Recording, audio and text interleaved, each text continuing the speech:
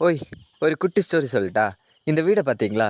அந்த காலத்துல எங்க தாத்தா கட்டுன வீடு இது. இந்த வீட்ல எங்க தாத்தா, பாட்டி, அப்புறம் அவங்களோட 6 பசங்க சந்தோஷமா வாழ்ந்த வீடு. இந்த வீட்டுக்கு சொல்றதுக்கு நெறைய கதைகள் இருக்கும். இது இப்ப எங்க சின்ன மாமாவோட வீடு. என்னோட பாதி சைல்ட்ஹுட் மெமரீஸும் இந்த வீட்ல தான். நம்ம தாத்தா, பாட்டி வாழ்ந்த வீட்ல நம்மளும் வாழ்ந்திருக்கோமேன்னு நெனைக்கிறப்ப கொஞ்சம் பெருமையா தான் இருக்கு. உங்களுக்கு தெரியுதான்னு தெரியல, இந்த வீட்டோட ஓடுல இந்த வீடு எப்ப கட்டுனதுன்னு டேட் வரைக்கும் போட்டிருக்காங்க. 1979ல கட்டுன வீடு. அந்த காலத்துல கருங்கல்லு, மண்ணெல்லாம் வச்சு தான் வீட கட்டுவாங்களாம். அந்த மாரி கட்டுன வீடு தான் இது. அந்த காலத்துல இந்த மாரி ஒரு வீடு வைக்கிறது பெரிய விஷயம் தான். எங்க தாத்தாவோட சொத்தெல்லாம் இப்ப அவங்களோட பசங்கள்ட்ட இருக்கு. எங்க அம்மாவுக்கும் அதுல ஒரு பங்கு இருக்கு. இங்க பாத்தீங்களா?